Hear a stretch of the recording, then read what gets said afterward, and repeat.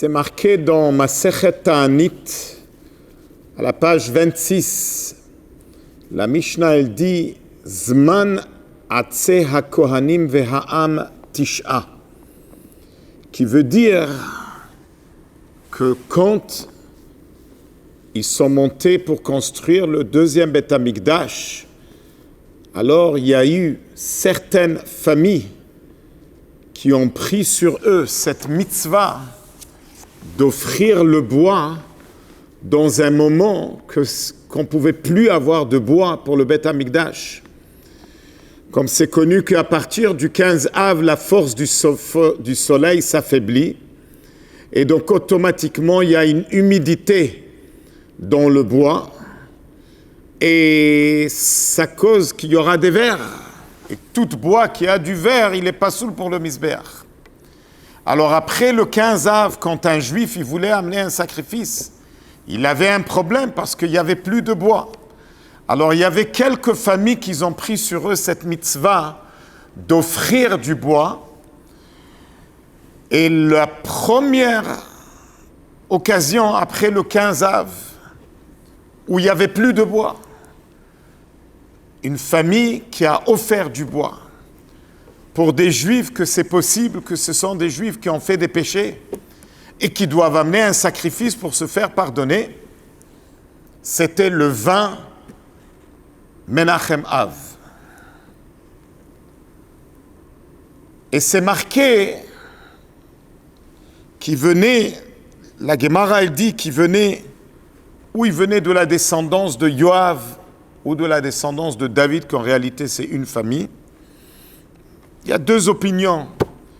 L'opinion de Rabbi Meir, de Rabbi Yossi, on ne va pas rentrer dans cela. Mais on voit que la Mishnah, la Gemara, elle donne grande importance à tel point que c'est marqué qu'ils ont fixé une takana, que chaque année, cette famille qui a amené dans cette date, ça reste réservé pour cette famille. Et c'est marqué en plus qu'ils ont fait une fête, un Yom Tov. Cette journée, elle est devenue une fête. Ok.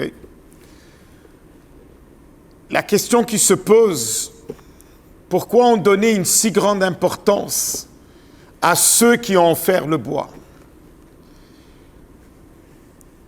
Le Rabbi explique, en honneur de la Hiloula de son père, le grand tzaddik Rabbi Levi Yitzhak Schneerson, que exactement le 20 Av, c'est sa Hiloula. Il dit qu'il a cherché dans tout le chasse et il n'a pas trouvé seulement une place qu'on parle du 20 Av. Et là-bas, qu'est-ce qu'on dit? On donne de l'honneur à cette famille qui a offert le bois.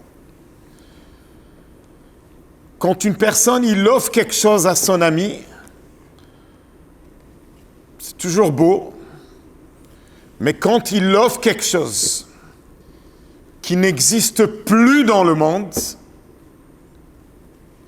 là, c'est grandiose.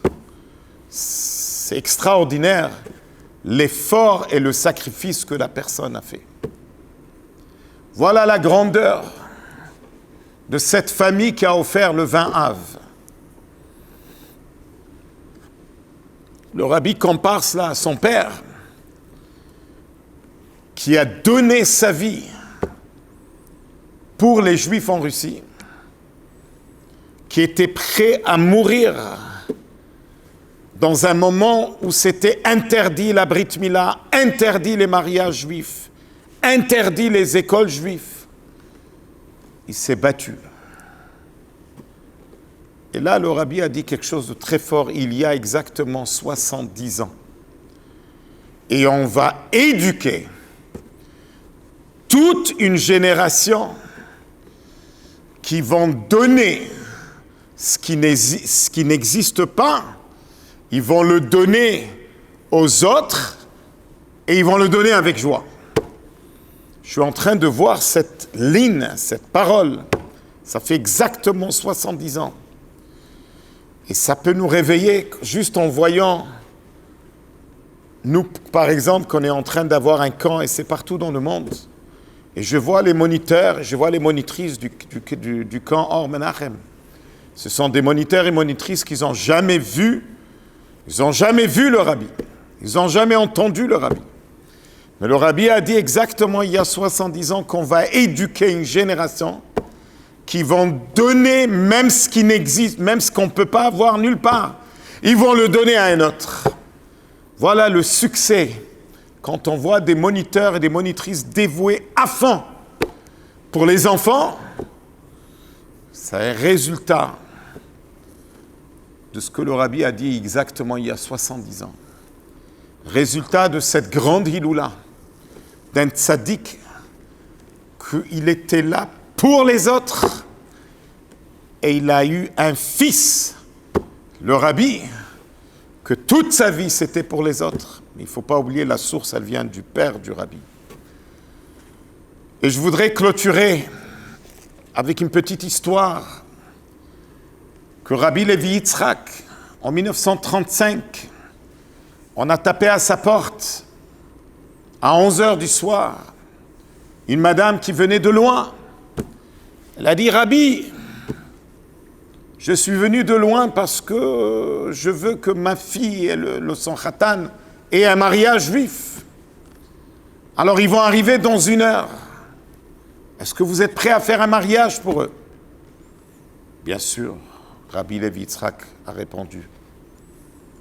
À 11h du soir, à minuit, ils sont arrivés, le khatan et kala, visage couvert. Ils avaient tellement peur. Ils avaient des postes importants dans le gouvernement russe. À minuit, Rabbi Levi Yitzhak, il commence à chercher minyan pour la choupa. Là, il n'y a que 2. Il y a lui et le khatan.